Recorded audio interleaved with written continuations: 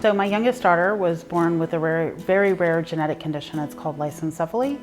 Her name is Harmony, named after our company, and she's really the reason why I've gotten into the CBD industry. Your brain looks like a waffle because your brain forms in utero from the inside out, and that last layer gives you the gyrria that helps your synapses fire.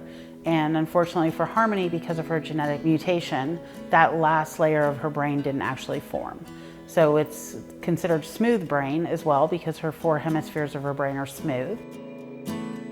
It is a terminal diagnosis. They give us a life expectancy of about 4 years old. It's simply because of the uncontrollable seizures that go along with that particular disorder. She was put on several different pharmaceuticals. We did steroid injections, which were extremely expensive. It was $100,000 for a 34-day course of treatment. Luckily though, there's an organization called the National Organization for Rare Diseases, and they were able to cover the expense of her ACTH because Harmony's diagnosis is so rare. There's only about 600 cases worldwide of lissencephaly that are diagnosed probably due to the mortality rate. At about 3.5 is when the steroids stopped working. Right before she turned 4, they basically had told us that we needed to start looking at hospice because they were out of options for her.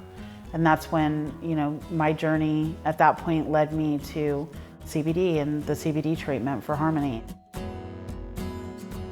When we first started giving it to her, her seizures completely stopped for 12 days and then they came back. And they were really strong and forceful. So we adjusted her dose down and we ended up getting really good seizure control. So the longest she's gone since we started is 42 days without a seizure.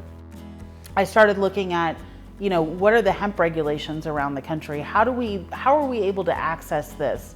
How can we grow it legally? How can we make these products where they're safe, they're tested, they're compliant without having to deal with having to enter this shady world of the marijuana industry to try to find medicine for our children. So I created the CBD for Children with Epilepsy group. I figured if I had enough demand in a marketplace, somebody would step up with the supply. So we had passed a CBD legislation here in South Carolina that allowed for us to have it, so we couldn't grow it here and we couldn't get it. I figured somebody'd step up with the supply. It was a horrible mistake. Several of our parents were stole from. We got sold bad product. If we're gonna do this, we're just gonna have to get into this industry. The 2014 Farm Bill, Kentucky was compliant as a pilot research program. They were the first in the country to grow hemp legally. We bought the first crop. We extracted it in Kentucky, we brought it back here, we bottled it here and we distributed it. Yeah, Janelle was an integral part in getting hemp grown in the state, going to the legislature, meeting in Columbia, had several hearings there to start with, and then she applied to be one of the first 20 growers in the state of South Carolina as well. They gave out 20 permits in the first year of 18. We've been able to supply, Harmony with a safe, tested, quality product. We've led, the industry on compliance and making sure that we're producing a product that is safe, effective, transparent, and it's not going to make anybody sick. I don't create something different for Harmony. Literally the Palmetto Harmony original. I just go in, take it whenever she runs low.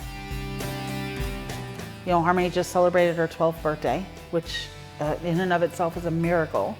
She still does have seizures. She still has epilepsy. She still has a terminal diagnosis. So I want to be clear that people understand, we have just improved her quality of life. She has a terminal diagnosis.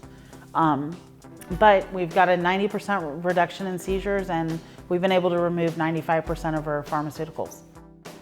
Fortunately, she's touched so many other people's lives too by this, so it's been quite the journey for sure.